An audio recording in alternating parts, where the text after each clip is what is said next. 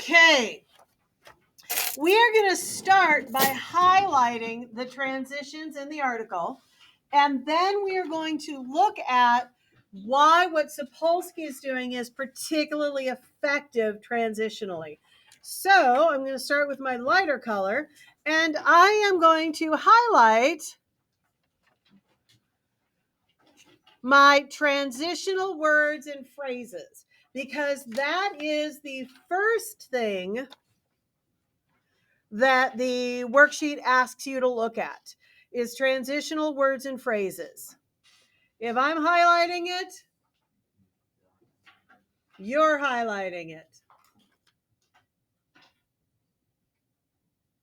First page, as far back as the 16th century. Oops, I lost century. Next paragraph, I have however in the late 18th century.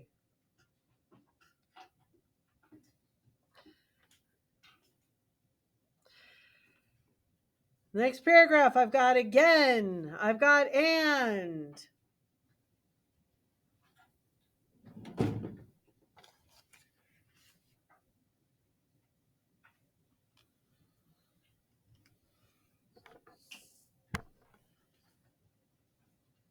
That's the last paragraph on the page. Okay, let's talk about these transitions. The function of transitions is to help the reader understand how the author is moving from topic to topic.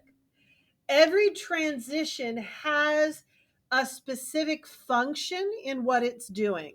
So, looking at the first one, as far back as the 16th century, what is the function of that transition?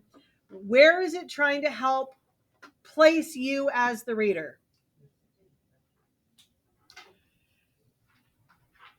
Is it an order of importance transition?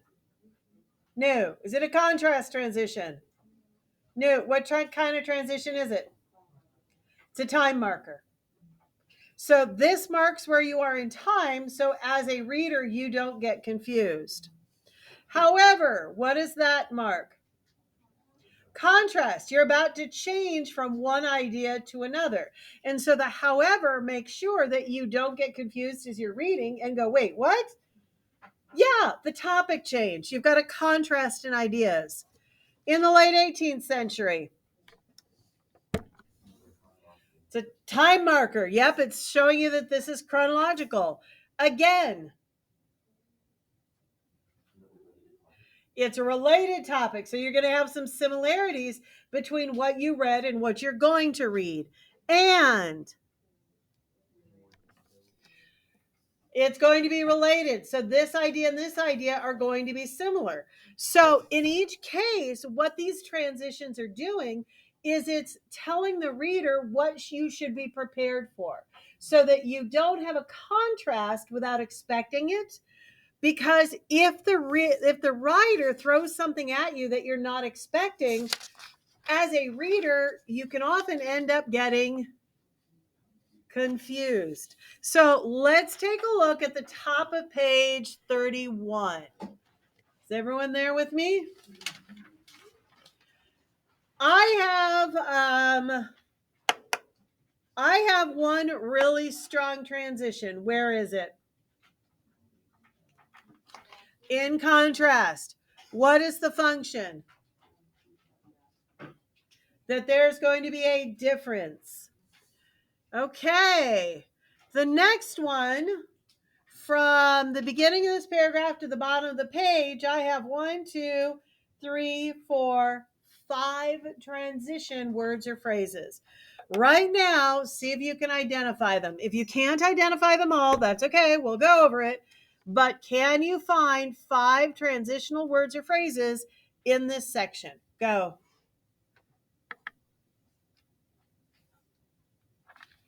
Remember, highlight as you go, because we're highlighting all our transitions.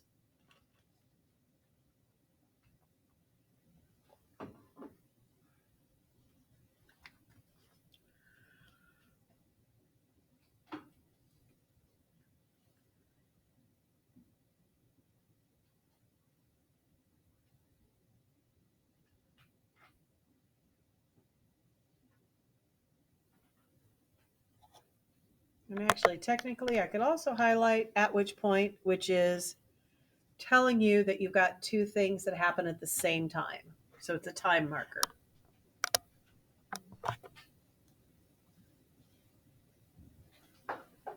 I just missed that one when I prepped the lesson. It happens.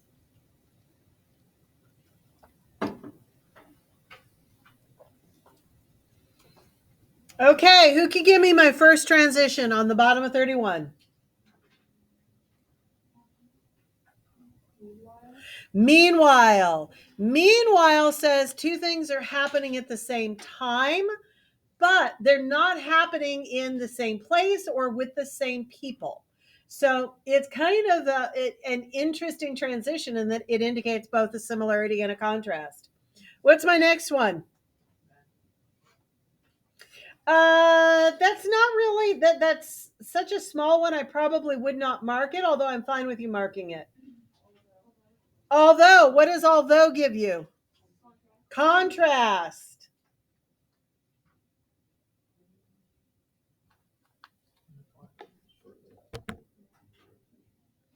Okay, I did not highlight shortly after. Where is it? Oh, I did too, because I didn't mark just shortly after. I marked shortly after the American Revolution, which is a time marker. It tells me where I am in relationship to a historical event I should recognize. If y'all don't know when the American Revolution is, look it up. However, by the way, have any of you ever heard teachers say don't like stack up transitions? Like don't put two transitions right next to each other? This breaks that rule. What transition is right next to it? In New York City, what kind of transition is that? It's a location or a spatial transition. So it moves you in space. And you have a tricky one left, and it is a transition, which means something happens directly after something else. Ensuing. Ensuing is a time transition. It tells you that this happens right after this.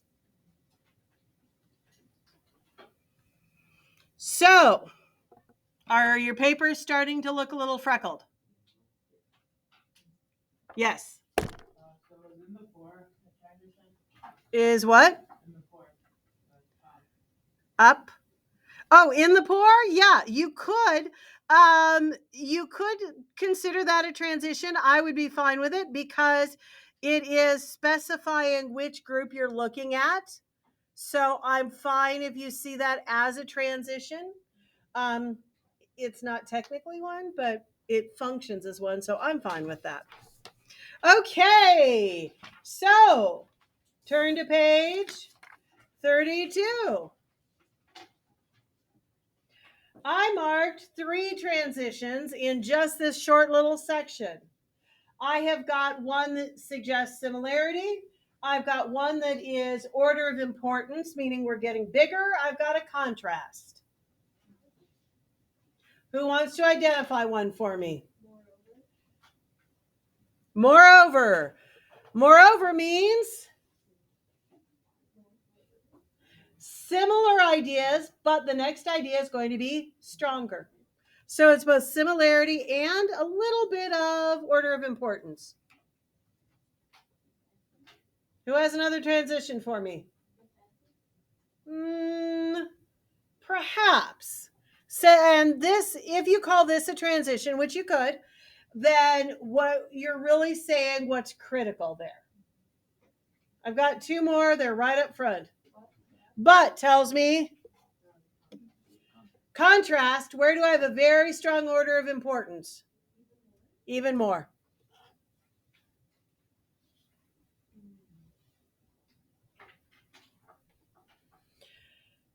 Okay, in the very first sentence of the next paragraph, I have something that functions as a transition that you have probably never thought of as a transition. However, what it does is it tells me that 2 things are happening at the same time.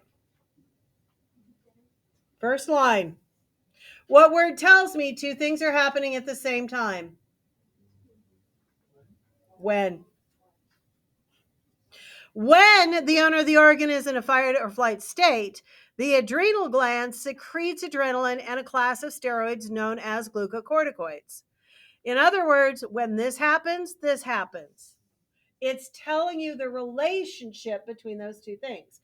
What's the relationship between people being scared and glucocorticoids? The relationship is they happen at the same time.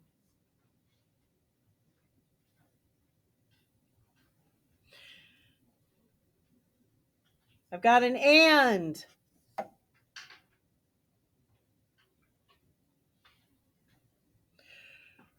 I've got a time marker that you may not think of as a time marker, but it is, because it tells me when you can identify the disease.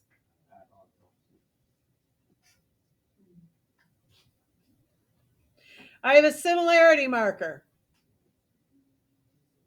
Same.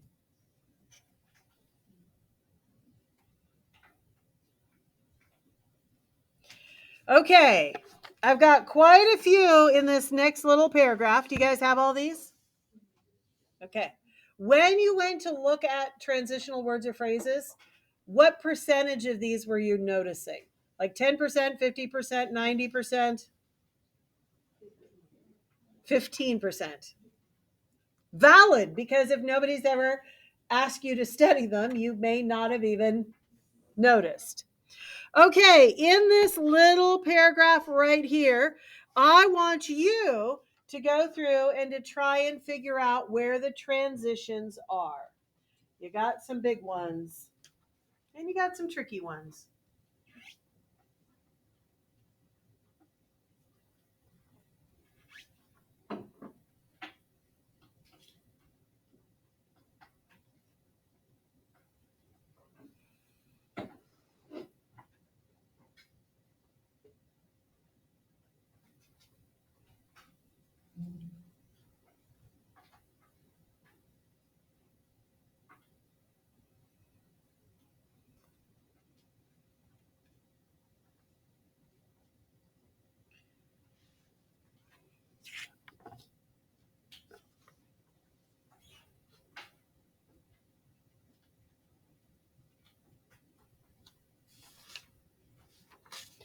Someone give me a transition. Before the 1930s, what is the function? Moves us in time. Somebody give me another one. Instead. What does instead do? Says there's a contrast. Give me the next one. On the infrequent occasion. On the infrequent occasion, that's a little bit different. It's not really a time marker. It's telling me the frequency of something, how often it happens. We have another one, real close. When, which tells us that this and this happen at the same time. Another time marker. I have one more marked, and that was a similarity.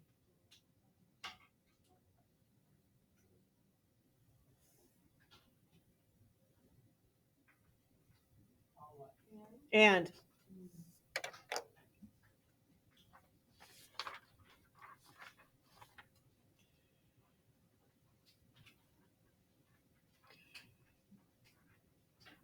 are you guys starting to get the feeling you may be underutilizing transitions? That is why we study great writers. When you study great writers, if you have someone that is really great at humor or really great at transitions, really analyze what they're doing. And then you have the ability to emulate. Remember, emulate means you learn the skill and apply it in your own way. You don't copy exactly. Okay, this little section, I have got two transitions. The easy one is a time one. What is it?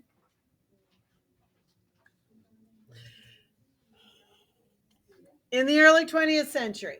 That's an easy one. We have one that's a little bit harder because it's a transition that you don't see unless you're looking at an author who is amazingly good. And that is voila. Okay? When you are saying voila, and Jasmine, I would focus on this too if I were you, because this is an unusual transition. Up until here, we're talking about something that really was thought of as a disease. We then go into this line, and keep in mind, transitions almost always are telling you something about what follows. Everyone was instantly cured of the malady. Was anyone actually cured? No. If I were to say this out loud, what facial expression, what tone of voice would you expect when I said everyone was instantly cured? You would expect sarcasm. Would you be surprised by an eye roll? Not at all. That right there tells you, gives you a hint about what kind of transition voila is. Voila is transitioning you from these people are diseased to yeah, like everyone was instantly cured. Insert eye roll here. What kind of transition is it? It's a tone transition. It is warning you that what's about to come is a different tone or emotion. That is an unusual transition. You don't see a lot of authors use them, but do you see how helpful that is in making sure that the reader does not mistake this as being serious? The word voila, which usually is like an exclamation, says, ah, I found it. Here it's being used sarcastically, and it's being used so that the reader does not read this and take it seriously when he says there's a cure. And that kind of that tone transition, that sarcasm word, is that flag to warn you. And that's what transitions do. They tell you what's going to come so that it's easier for you to mentally sort through the ideas. Make sense? Okay. Next paragraph. I've got one. What is it? On at least one occasion, which is again a frequency transition. We saw one of those before. You and your partner talk through this paragraph right here, and you find as many transitions as you can.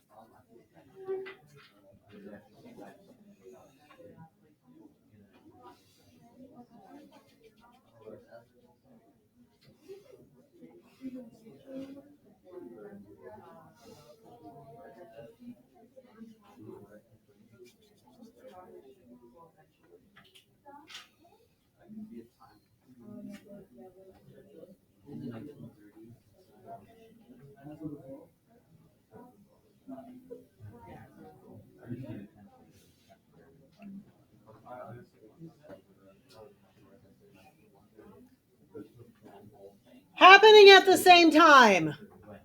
When? Cause and effect. Cause and effect. Eventually. I did not mark that, but you know what? You absolutely can use that as a transition, saying that something required a lot of time. Such as maybe, maybe not, but we have a really good time transition.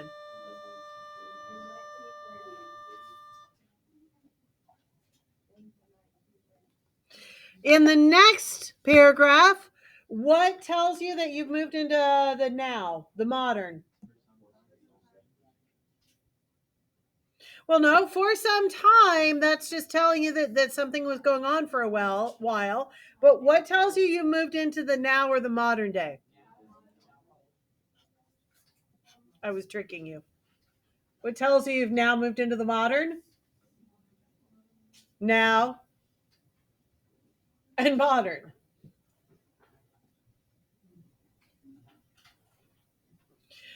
For some time tells you how long something goes on for.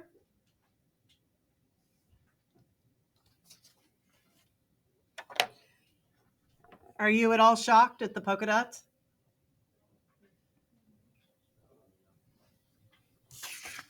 Really? Because saw the worksheets y'all did, and I think you missed more than you got. Okay, we need to talk about a rule, specifically a rule that has been given to a lot of kids. And with the pandemic, I don't know if you've heard this rule or not, but I know in the past kids have heard this rule. But the problem is it's not actually a rule. It's kind of like the rule. Have any of you ever been told never start a sentence with because? Yes, everyone hears that. Can you actually start a sentence with because? You absolutely can. We talked about this when we were diagramming. But if you have the word because up front, that tells you that's a dependent clause. It has to be then connected to a complete sentence. Because I was running late, I had to call work. Why did teachers tell you you can never start a sentence with because? Because they thought you would forget to connect it to a sentence. And because they were afraid you would mess up, it's kind of like they put the training wheels on the bicycle and told you you couldn't even try that trick. Don't even use the word because up front. There is another of these rules, writing rules, that we need to talk about.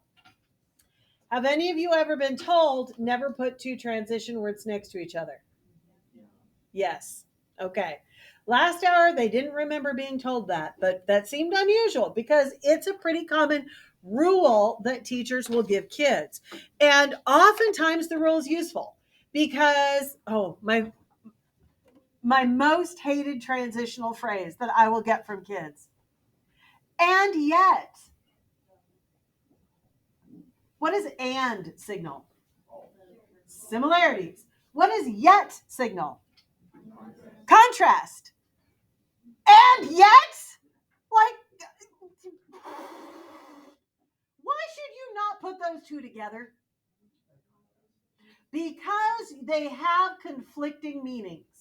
And now you are leaving me as the reader trying to figure out which one you meant. My guess is you meant yet, but you were scared to just put yet. So you're doing this weird thing. And so teachers have told you don't double up on transitions, not because it's wrong to double up on transitions. In fact, we already did double up on transitions back here in New York City shortly after the American Revolution. Those are two separate transitions, yes? So we can double up on transitions. But the question is, how do we do it without driving English teachers crazy because you are doing it wrong? Why am I allowed to have two transitional words or phrases backed right up to each other? And here's your hint. I can do it because I am not doing the equivalent of and yet. How is the function of that different? Talk to your group. Can you come up with what the actual rule is, as opposed to the training wheels, never put two transitions together?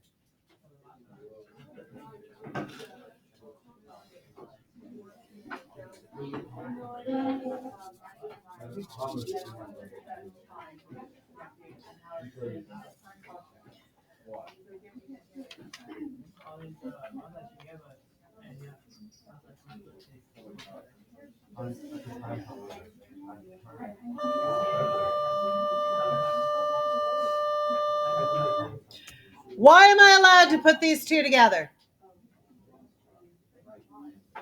Oh, I like people are going for function. Why am I allowed to put these two together? Because they have two different functions, and those two functions actually go together. This one tells me where I am in time, this one tells me that this idea and this idea and this idea are a contrast. Do those two actually work together? Yes. Then here's the real rule. You cannot put transitions next to each other unless they actually work together. They cannot, you do not want to double up the same transition. Yet, however, why? Yet means contrast. However means contrast. Why would you ever say yet, however? Do I have kids say that, by the way? Yes. Which is why your writing teachers have yelled at you to double up, because they can't be the same meaning. Because if they have the same meaning, why in the world do you need to say it twice? Yeah, just say it once and move on. But they also cannot contradict each other. And yet, because if they contradict each other, now you're creating awkwardness. Now your writing is feeling informal, like it's someone talking who isn't taking care to place their words. Their words are just falling out, and I'm getting this sort of awkward wordiness with and yet. No. So it can't be the same function, but it can't be functions that contradict each other.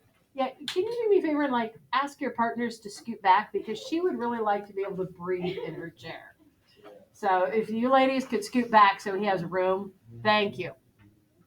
But here, these are two different functions, time and contrast, but they complement each other. So are you seeing the real rule now? Well, but remember, your fourth grade teacher is putting training wheels on the bicycle because you're just starting to ride. My job is to take the training wheels off, because you have to understand what the real rules are, because you can't do tricks on your bicycle if you have training wheels on it. It won't end well. So you have to know the actual rules before you can become a great rider. So I have given you a whole bunch of, I hope, instruction on identifying transitions. Do me a favor, go identify transitions in the rest of the piece. Go.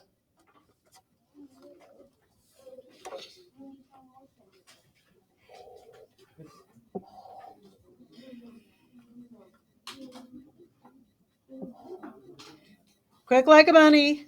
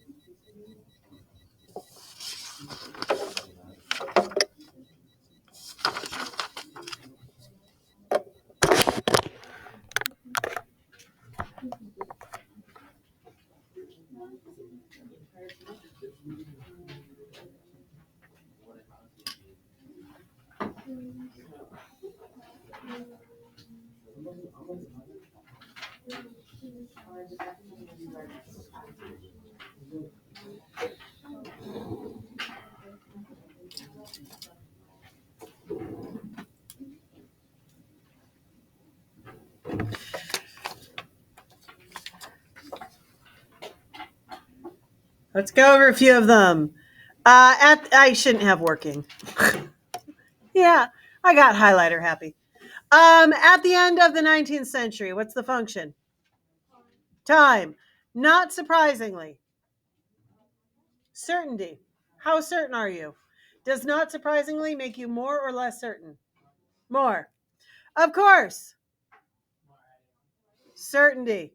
Whereas, bit of contrast, yep. But, contrast. And, adding to, so similar ideas. It seemed to him, tricky one.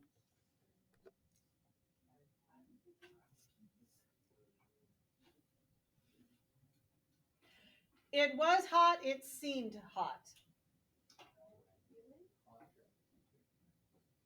She is nice, she seemed nice. He is ethical, he seemed ethical.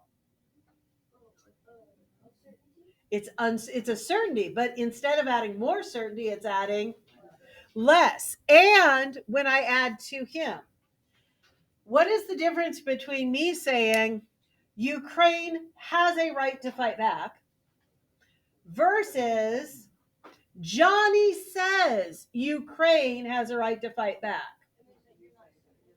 It means I'm not certain enough to say it for myself. So when I have it seem to him, what is that signaling? Oh, he's like, whoa, whoa, whoa, whoa, whoa. I'm pretty sure this is wrong. And look, remember, transitions tell you what's coming, and look at what's coming. The thymus was so abnormally enlarged that during sleep it pressed down on the trachea, suffocating the infant. Is that true? No. The trachea was, or the thymus was normal. So right before he says something which is not true, he signals this is not true, to make sure that as the reader, you don't read this and go, oh, that's what it is. Because the reality is, it's not. So it's a certainty transition, but it's a certainty transition that functions as a flag. Look, this is only what it seems to be. This is what someone else says. Both of which are transitions that tell you whatever comes next, you should not believe it. Okay. And a lot of these things, you are so used to hearing the word seemed, you already know what it means. It already functions that way. When you read this the first time, your brain, the minute you started reading the thymus responds, whatever, or the thymus was so abnormally enlarged, your brain was already going, okay, we got it. This I'm not sure about. It does, but it seemed off because of the transitions. But here's the trick. You don't just need to be a good reader, you need to be a good writer, which means you have to use these transitions for yourself. Okay, by the turn of the century, time and similarity into the 1950s. Time, of course. Certainty, but contrast eventually. Time, a type of time, because it's how long something lasts. It lasts a long time. Okay, go into 35. How many more can you find? Yes. Why didn't I highlight what? Oh, because I missed it. Where is it?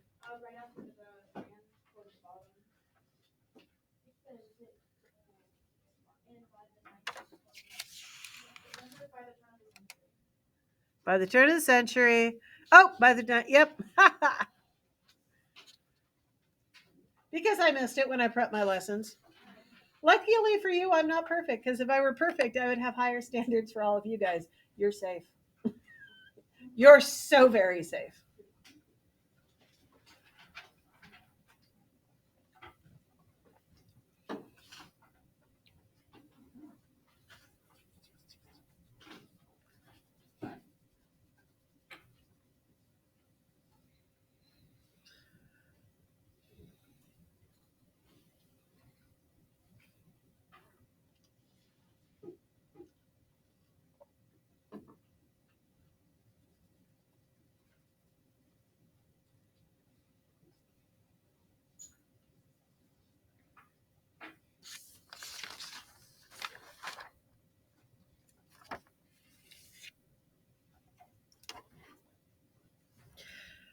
70-year-old in front of pediatric tests is a tricky one.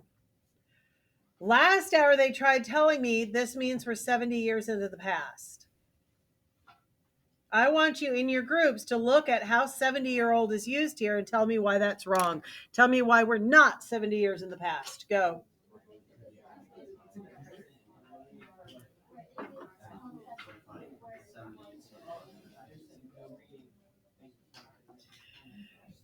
What is 70 years old? Yeah, the texts, the books, which means where are we? We're in the present, and all of these events ended 70 years ago. So it is a time marker. It's just a tricky one. And similar. Instead, contrast, currently, time, but, contrast, however, contrast, the most important, order of importance, because, cause and effect. Now, in your worksheets, when I was looking at the worksheets of the people who did turn them in, what I was getting is a lot of sort of randomness, and you are only noticing the lower level transitional words and phrases. Here's what I would like you to edit your notes on, and take a couple of notes. You can finish this stuff tonight because there's one more thing I want to cover. And what I want you to do is I want you to pick one function that you think Sapolsky does particularly well. Are you particularly impressed with his certainty transitions, his time transitions, his contrast transitions? Don't you dare put your work away. Take it back out. What type of transition particularly impresses you? Right now, in your worksheet, take notes on what type of transition you want to study. And if you have time, write down a couple of those transitions. You got like 2 minutes. Go.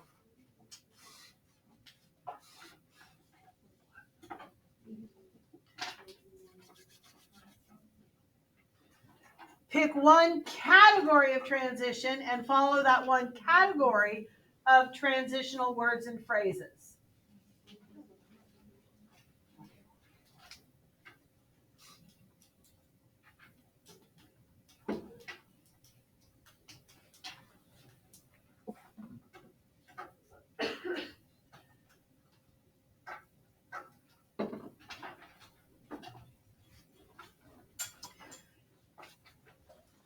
Do y'all see how this needs to be edited a bit from what you had? Yeah.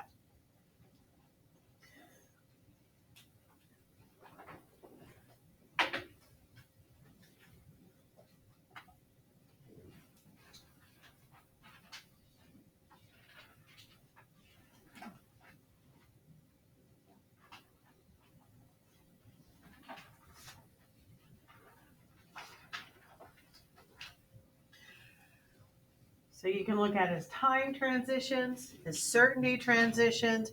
You need to be typing something. What category are you going to be studying?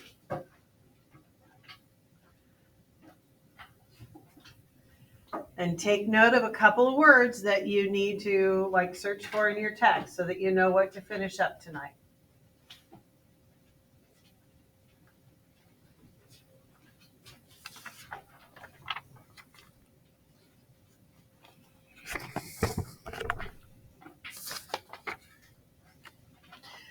Okay. Yeah, originally I meant for us to go over a lot of organizational stuff, but looking at the worksheet, it was clear that you guys have not studied a lot of transition. Okay, hopefully you've left yourself some notes so that you can do your homework tonight. Right now, take out your second color of highlighter.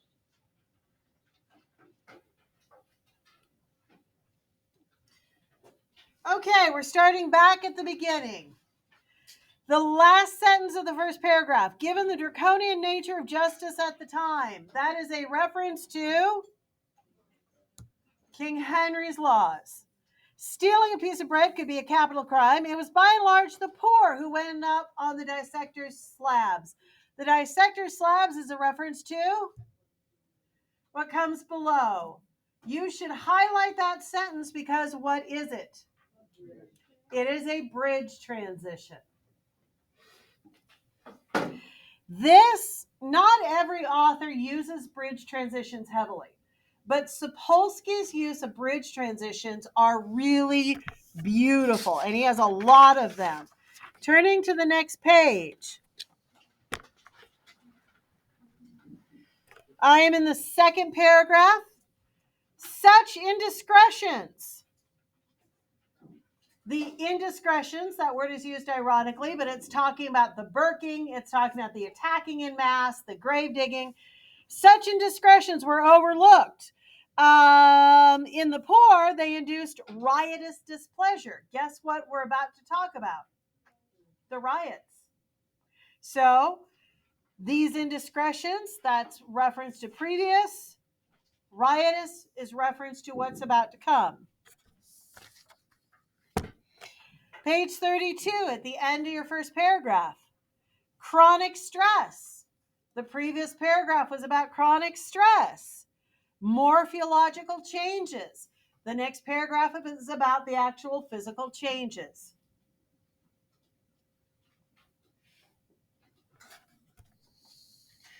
Next paragraph. Human cadavers show the same effect. The effects of starvation are what we talked about in the previous paragraph. Human cadavers are what we're about to talk about. Did y'all spot all these bridge transitions? And that is okay because you've never studied transitions before, but after this, should you be able to start identifying them, hopefully. We talked about this one in class. The over-reliance on anatomical material is like everything that's come so far. Distorted database is what came before. Tragic consequence is what we're about to go into. This is a really big shift of topic. The bigger the shift in topic, if you notice, the bridge starts to get bigger. But that gives you a hint about when he uses bridge. When does he use a bridge transition? Anytime there's a big change in topic, he will tell you how does the previous topic relate to the next topic, and he will pull them together. So the stage is a reference to what came before, was set for a horrendous medical blunder. Medical blunder is about what we're going into. Now, here is where it gets interesting. Our biggest change in topic is between the bottom of 34 and the top of 35. Up until the bottom of 34, this has been all about history. But starting on page 35, it's not about history at all. It's about now, and it's about what you do, and it's about him demanding that you demand better of yourself. Don't make the same mistakes. Never make assumptions, even about things you think are obvious. Because the minute you make an assumption about someone, you make it impossible for you to see the truth. Why is it there is no transition when that is the biggest change of topic? He wants to jar you. He wants to jerk you up sharp so that you go, wait, what? Because that jarring, being jerked up short with a sharp change of, please sit and listen. Being pulled up short with a sharp change in topic makes you really think about and pay attention to why he changed the topic. He's trying to draw your attention to the main idea. So, do you guys think you can do the organization piece better as homework? Let's go get that done as homework, please, guys. Thank you.